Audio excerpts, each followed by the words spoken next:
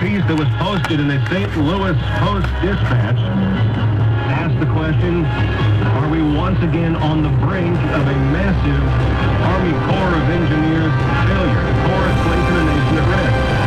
It's a very scary article about the possibility of dam failure, and we have the author with us now, Dr. Bernard Shanks, who is an advisor with the Resource Renewal Institute. He's been studying the Missouri River and its dams for more than 40 years. He's also worked for the U.S. Geological Survey and joins us now. Dr. Shanks, welcome to 1110 KFAB. Good morning. Good to hear. Well, what's causing you to think that perhaps Fort Peck Dam in Montana might go? Well, what concerns me is the reservoir levels in all 6 of the main stem reservoirs from Fort Peck down to Gavin's Point, close to you or closer to you. Yep. They've never been so high. And there's a record amount of water that has to be spilled through the floodgates because they cannot overtop these dams. They're earthen dams, all 6 of them. But Fort Peck has been most problematic since it was built. It failed during construction in 1938 through a phenomenon of liquefaction. The Corps rebuilt it, completed it in 1940. And all 6 of these dams are getting old. They're 50 to 70 years old. They've never had this sort of water levels, and that means more pressure and a much higher hazard from those. And it just seems like, you know, we all will hope and pray that they hold together, and hundreds, thousands of people are being impacted, but it's time to rethink the whole system. Mm-hmm. Now, let me have you back up a moment, because I've been bringing up this point now for about a week, and that is about the reservoir levels being so high, when just a few years ago, they were really low, and they've risen them up to the point where they couldn't handle the inflow of all the snow melt and all the record snow and rain that we've received now. You're saying that if the reservoir levels had been drained last year or in the last few years so they didn't get this high, what would have happened if the reservoir levels would have been low and we had the record snow and rain? You wouldn't have a flood if they were low enough. These reservoirs are huge. They create 6 Great Lakes that total 750 miles of lake or reservoir, and they hold 3.5 times of the average annual flow of the Missouri River. So there's a lot of capacity there. But the Corps went into the spring with very high reservoirs, and at the same time we still have a lot of snow, far above average, still in the mountains, ready to melt. And what's helping right now is it's been cool in western Montana and the Wyoming mountains, and that snow's it hasn't really started to run out of the mountains, but it will. And so the risk is going to be with us for several more weeks. Yeah, several weeks, several months. They're talking about some areas, especially around Hamburg, Iowa, being flooded up until potentially January. It's a situation that didn't have to happen, but my larger point is it's really time to rethink all of these old dams, because old dams, old bridges, they grow old, they are subject to failure, and even though the probability may be quite low, the Corps has said Fort Peck is absolutely safe. I think that's a serious exaggeration. So what caused you to say that? Well, it was built with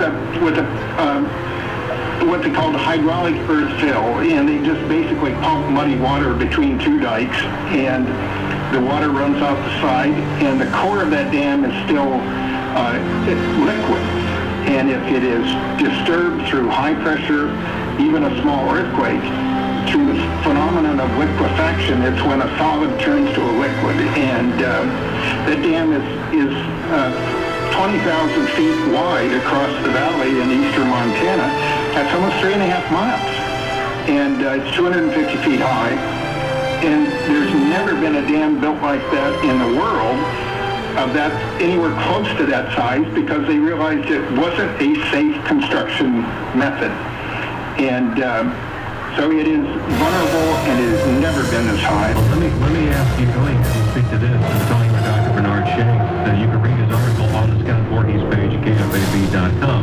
I've had some listeners point out that these dams, as you also said here, are largely earthen dams, and with the drought that they've been through over the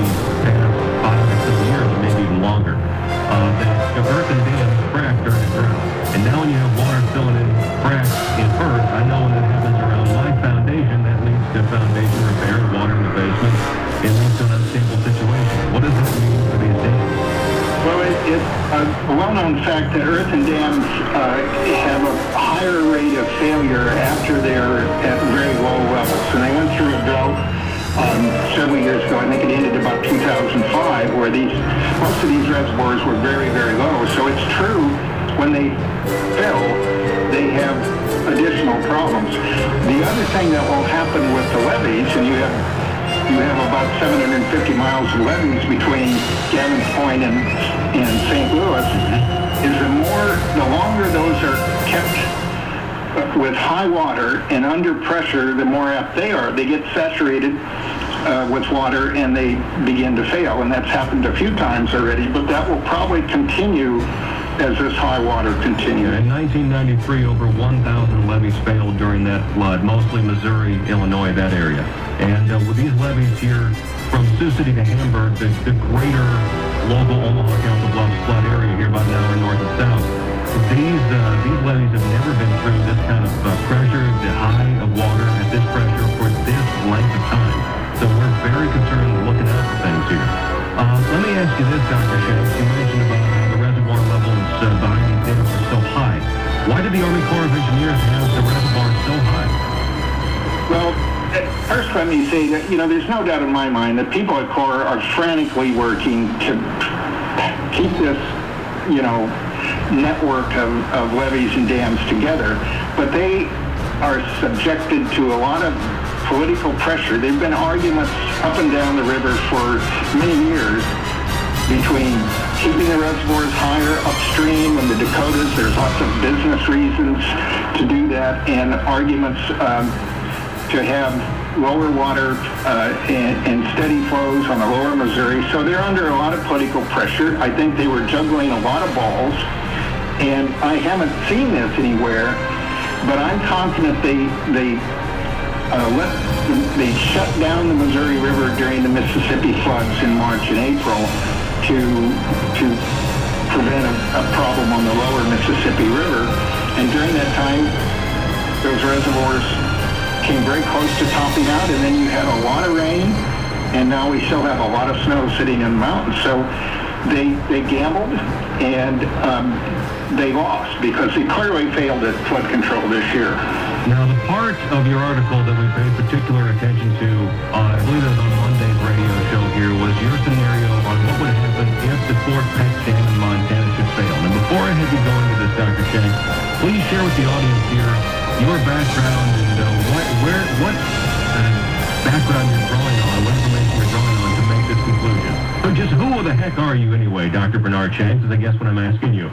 Well, I don't pretend to be a expert in hydrology, but I started working on this in the early 70s when I was doing my PhD dissertation on the Missouri River dams. And I have always been curious about Fort Peck because it's clearly, based on all the literature, hydraulic dams have failed often and in a catastrophic fashion because they fail so quickly. And I've written letters to the Corps asking why have you kept this dam in place? And I never got an answer. It's curious. I have searched and searched. I cannot find any evidence that the Corps has a disaster plan in place in case Fort Peck fails. All right, now what happens if Fort Peck Dam fails? Well, about 300 miles downstream is Garrison Dam, and under normal circumstances, you would have a couple of days, probably 36 to 48 hours before the water from Fort Peck reached Garrison Dam, you would have room to catch this flow. And what worries me is you don't have that now. You don't have any room in these reservoirs to reduce the flow except in a very marginal fashion. The Corps has few options.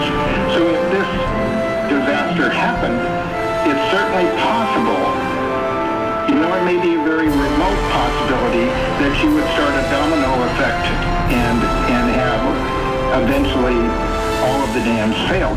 They're earthen dams. They cannot be overwhelmed like a concrete dam and survive. They quickly fail if they go over the top. And the Corps doesn't have any options at this point. That's what worries me, and I don't know that they've had any contingency plans for what they would do if Fort Pic should fail. Now, I appreciate you saying that this is a remote possibility. I just want people to know what the worst-case scenario might be. And I'm glad that some people are looking into that, because it's been evident to me the Army Corps of Engineers has not only looking at a worst-case scenario, but a plausible scenario of what happens if we have the reservoirs so high and we get a lot of snow and rain. Obviously, they weren't looking at that possibility or ignored it.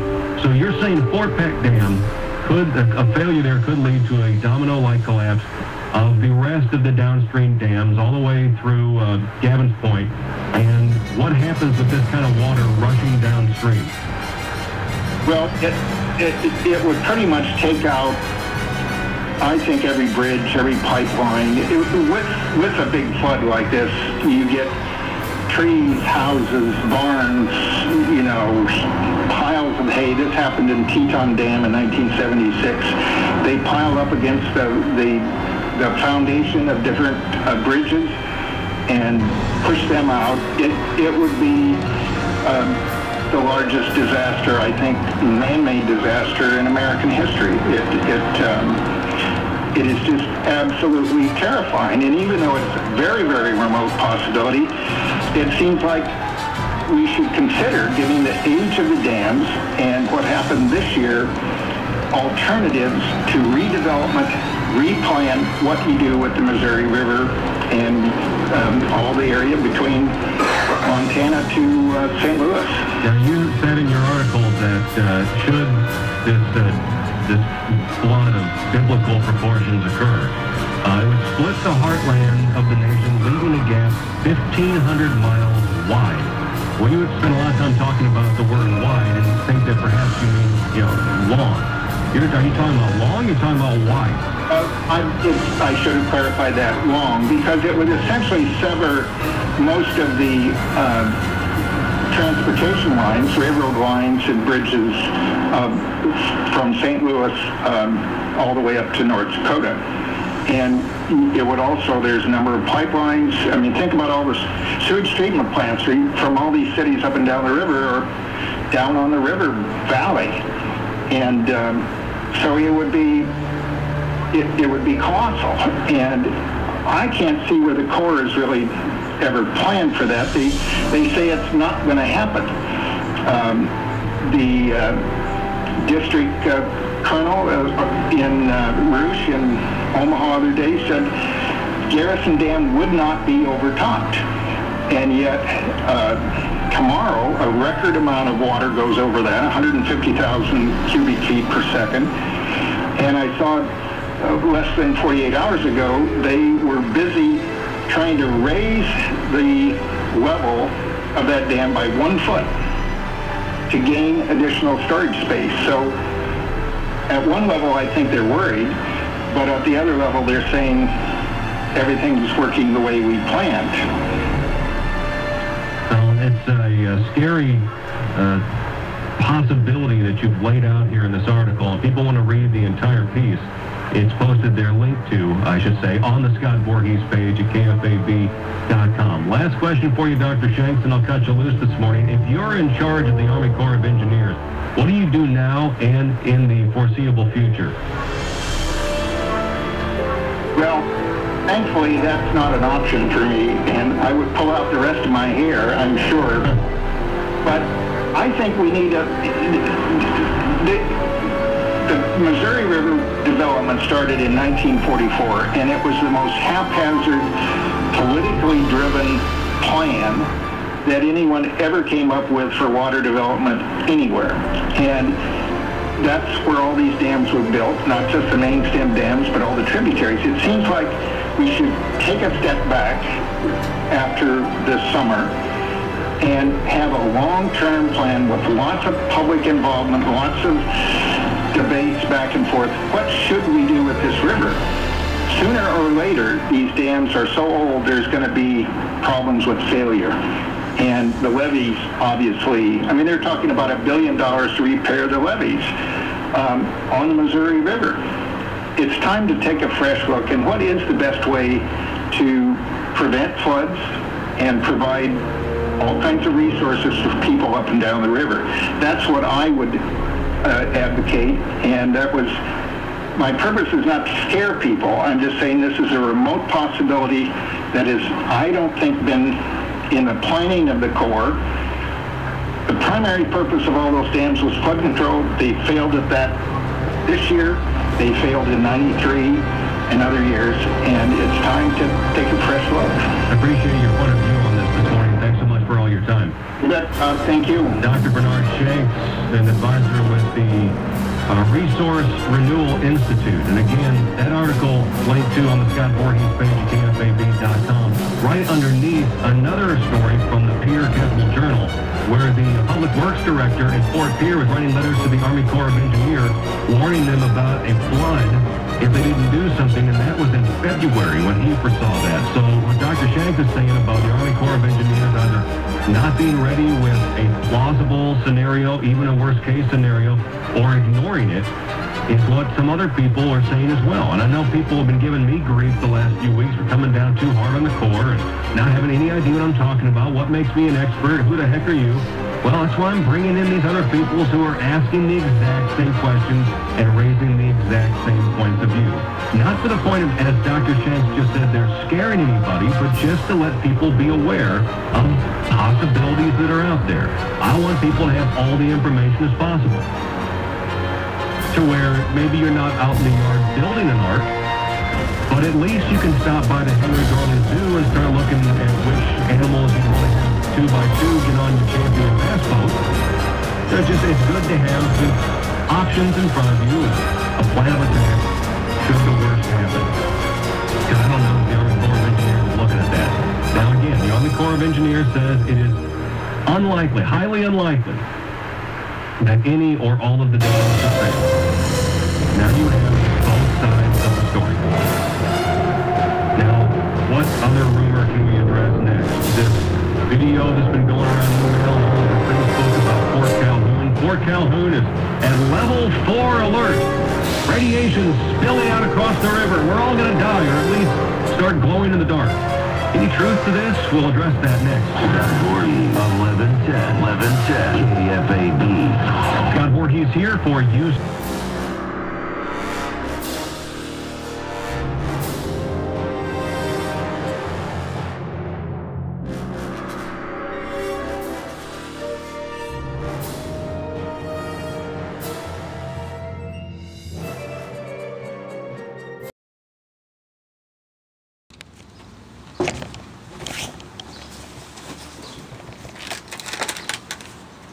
Hey, so all you dumb fucks in D.C., you know, you got your fucking goddamn lobbies and all that bullshit. When you get done fucking around with the wiener, why don't you figure out how to really fix something? You stupid bastards, you lazy cocksuckers. You're all gonna fucking get the fuck out. That's all I got to say. And that's from the NT8. Get the fuck out because you can't do your fucking job.